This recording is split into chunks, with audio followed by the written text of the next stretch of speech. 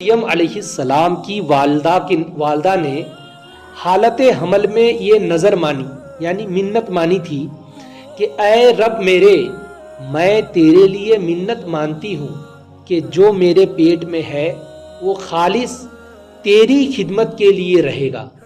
چنانچہ آپ کے ہاں ایک بچی پیدا ہوئی جس کا نام مریم رکھا گیا، اور والدہ مریم اپنی اس بچی کو بیت المقدس میں لے گئی اور مسجد کی خدمت کے لیے وہاں داخل کر دیا۔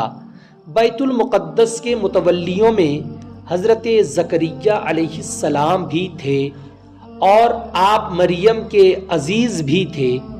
آپ کی اہلیہ مریم کی خالہ تھی۔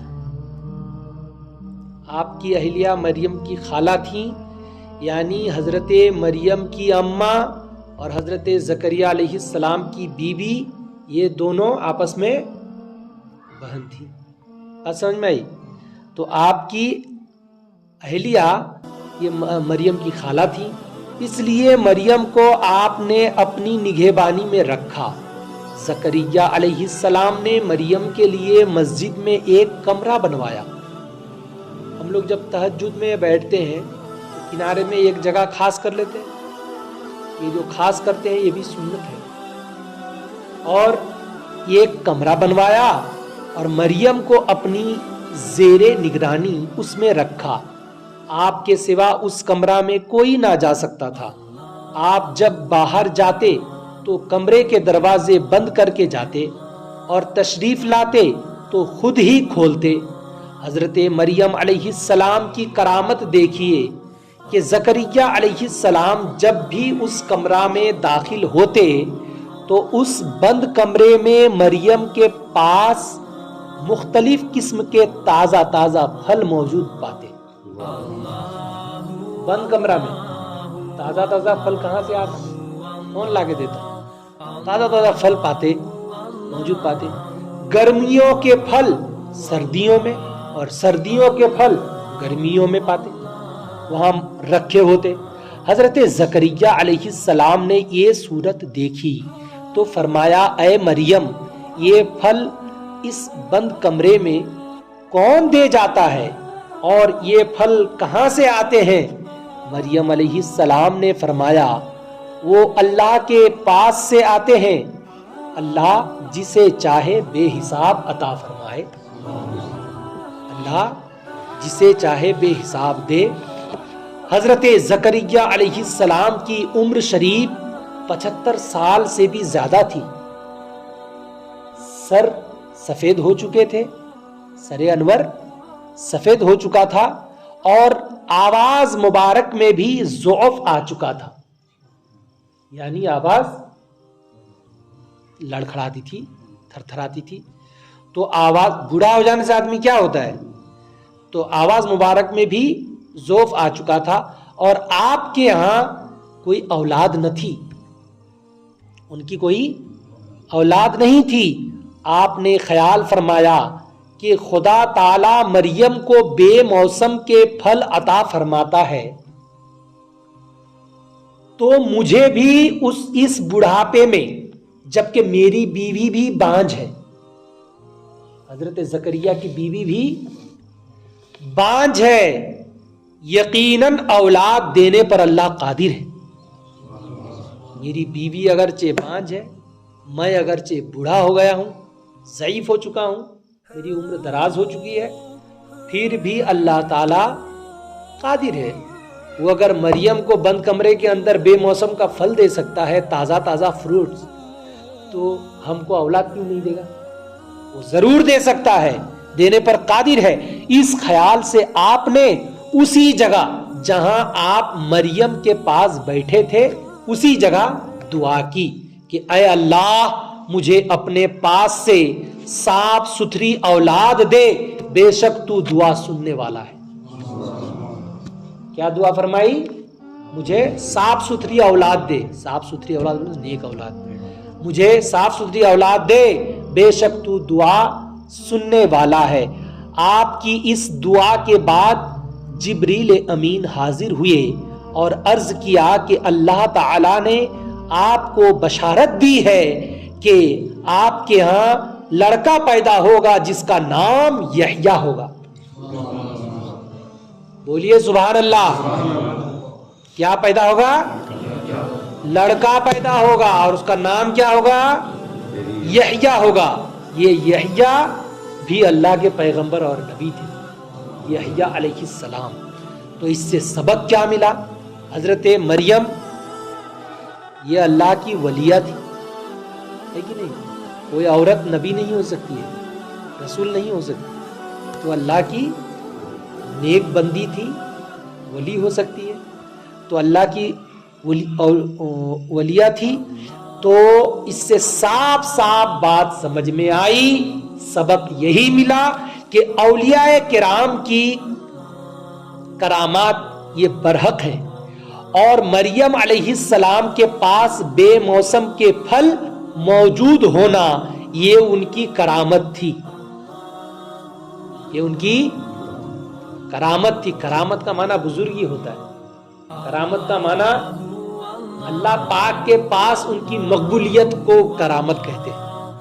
بات سمجھ میں آئی؟ یعنی ان کی مقبولیت اتنی تھی، انہوں جو کہتے وہی ہو جاتا، اس کو کرامت کہتے ہیں. تو یہ کرامت تھی. اور یہ بھی معلوم ہوا کہ جس جگہ اللہ والوں کے قدم آ جائیں اس جگہ کو ایک خاص خصوصیت حاصل ہو جاتی ہے، اور اس جگہ جو دعا مانگی جائے اس جگہ کو ایک خاص خصوصیت ایسی حاصل ہوتی ہے کہ وہ دعا اللہ تبارک و تعالی جلدی سنتا ہے اور اس کی دعا قبول فرماتا ہے. اسی لیے حضرت زکریا علیہ السلام نے اس جگہ جہاں مریم تھی دعا مانگی. تو پیغمبر ہے حضرت زکریا علیہ السلام، تو پیغمبر ہیں. وہ کہاں دعا کر رہے ہیں؟ ایک ولی کے بارگاہ میں، ایک ولی کے دربار میں، ایک ولی کے گھر میں، جس کو ہم لوگ اگر اپنے زمانے میں ڈھونڈیں گے تو اولیاء کرام کے مزارات ہوں گے. بات سمجھ میں آئی؟ تو مزاروں پہ جا کر اگر ہم دعائیں مانگتے ہیں تو وہاں مزاروں پہ جا کر دعا مانگنے سے اللہ قبول فرماتا ہے. کیوں؟ اس لیے کہ وہ مقدس جگہ ہے. بات سمجھ میں آئی؟ وہ مقدس جگہ ہے. اس سے پتا چلا کہ حضرت زکریا علیہ السلام نے اس جگہ جہاں مریم تھی دعا مانگی اور وہ قبول ہو گئی.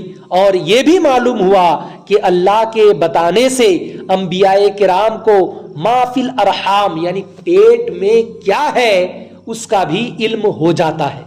تبھی تو پتا چلا کہ پیٹ میں کون ہے؟ یحییٰ.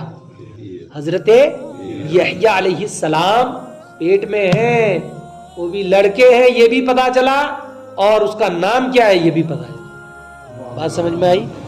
تو ما فی الارحام کا بھی علم ہو جاتا ہے اللہ کے بتانے سے. کیونکہ جب اللہ نے بشارت دی کہ تمہارے ہاں یحییٰ پیدا ہوگا تو زکریا علیہ السلام کو علم ہو گیا کہ میری اہلیہ کے پیٹ میں لڑکا ہے. اور حدیث پاک میں ہے کہ کچھ چیزیں ایسی ہیں جو کوئی بھی نہیں جانتا اللہ کے علاوہ. اس میں سے ایک چیز یہ ہے ماں کے پیٹ میں کیا ہے. ماں کے پیٹ میں حضور نے فرمایا ماں کے پیٹ میں کیا ہے خدا کے علاوہ کوئی بھی نہیں جانتا. لیکن اولیاء کرام جانتے ہیں، لیکن انبیاء کرام جانتے ہیں، صحابہ کرام جانتے ہیں. کیوں جانتے ہیں؟ کیونکہ ان کی بزرگی کی وجہ سے یہ جان جاتے ہیں اللہ تعالیٰ کے کرم سے. بات سمجھ میں آئی؟ اللہ تعالیٰ کے فضل و کرم سے یہ جان جاتے ہیں. یعنی اللہ جس کو چاہتا ہے اس کو سکھا دیتا ہے، اس کو بتا دیتا ہے. بات سمجھ میں آئی؟ اس کو بتا دیتا ہے اور نہ کوئی بھی نہیں جانتا. حدیث کا معنی یہ ہوا کہ اللہ جس کو چاہے وہ جانتا ہے اور نہ دوسرا کوئی بھی جانتا نہیں. اور اسی حدیث کو لے کر جو لوگ سمجھ نہیں پاتے ہیں وہ الٹی سیدھی پتنگڑ نہ کیا کہتے ہیں، پتنگڑ بناتے رہتے ہیں، ادھر ادھر کی باتیں بناتے رہتے ہیں. حدیث اور قرآن شریف سمجھنے کے لیے بہت سارے علوم کی ضرورت پڑتی ہے. بہت سارے علوم ہونے کے بعد، علوم سکھانے کے بعد تب مدرسے میں حدیث کی کتاب پڑھائی جاتی ہے. بہت سارے علم سکھانے کے بعد تب قرآن سکھایا جاتا ہے. اور ہم لوگ کیا سوچتے ہیں کہ قرآن کی تلاوت سیکھ لیے, ارے وہ تو ریڈنگ سیکھے ہیں. ہم لوگ سوچتے ہیں کہ ریڈنگ سیکھ لیے تو قرآن پڑھنے سیکھ گئے.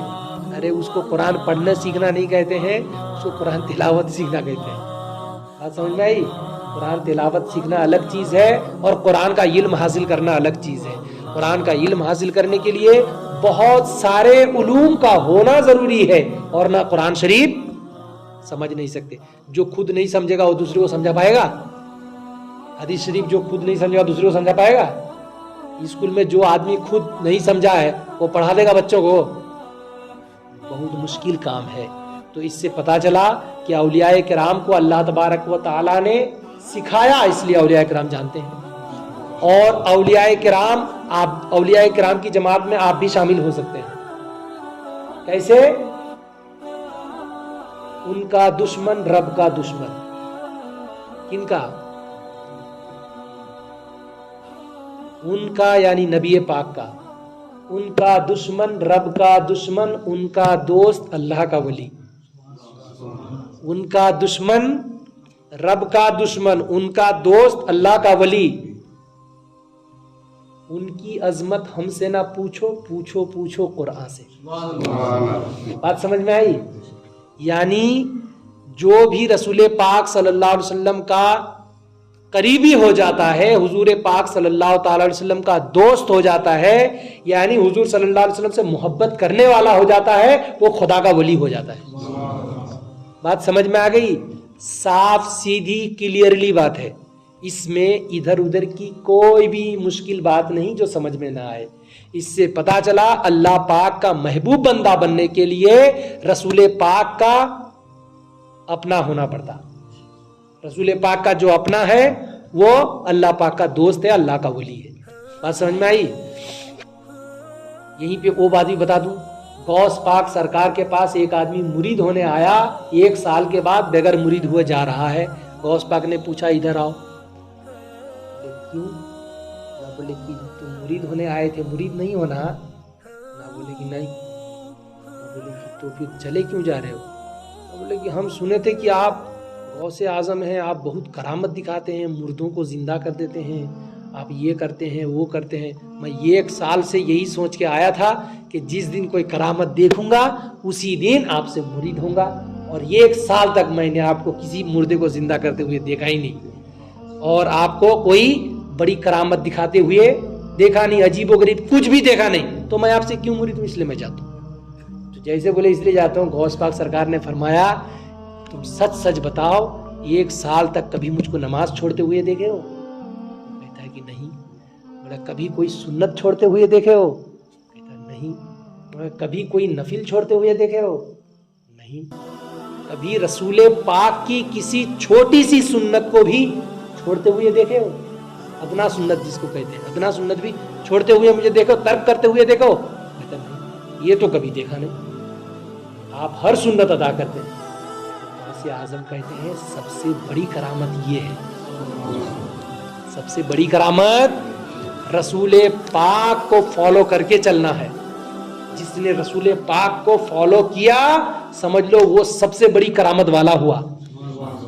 یہ کن کا فرمان ہے؟ پیروں کے پیر کا فرمان ہے, روشن ضمیر کا فرمان ہے, یعنی غوث پاک کا فرمان ہے. شیخ عبد القادر جیلانی رضی اللہ تعالی عنہ کا فرمان عالی شان ہے کہ سب سے بڑا ولی وہی ہے جو رسول پاک کی تمام سنتوں پہ عمل پیرا ہوتا ہے اور فرائض و واجبات و سنن و نوافل ان کے اوقاتوں پر ادا کر لیتا ہے. بات سمجھ میں آئی؟ تو ہوا میں اڑنا اور آگ میں کود جانا یہ ولیوں کی پہچان نہیں ہے, بلکہ ولیوں کی پہچان کیا ہے؟ رسول پاک کی تمام سنتوں پہ عمل کرنا. نماز پڑھنا بھی رسول پاک کی سنت ہے, روزہ رکھنا, حج, زکات, جو بھی کچھ آپ دین کے کام لے لیجئے سب حضور کی سنت ہے. تو حضور کی سنت پہ عمل کر لینا یہی سب سے بڑی کرامت ہے, اور یہی ولی ہونے کی سب سے بڑی دلیل اور صفت ہے. بات سمجھ میں آئی؟ اللہ پاک کی بارگاہ میں دعائیں ہیں, یا الہ العالمین حضور پاک صلی اللہ علیہ وسلم کا صدقۃ فعل ہم لوگوں کی اس مختصر سی محفل پاک کو اپنی بارگاہ میں قبول و منظور عطا فرما. یا پاک پروردگار عالم نبی کونین علیہ الصلوۃ والسلام کی محبت میں زندگی دل جان و مال سب کچھ قربان کرنے کا ایمانی جذبہ اسلامی ماحول عطا فرما وصلی اللہ تعالی علی خیر خلقہ محمد وعلی آلہ وصحبہ اجمعین آمین برحمتک یا ارحم الراحمین بحق لا الہ الا اللہ محمد الرسول اللہ صلی اللہ علیہ وسلم.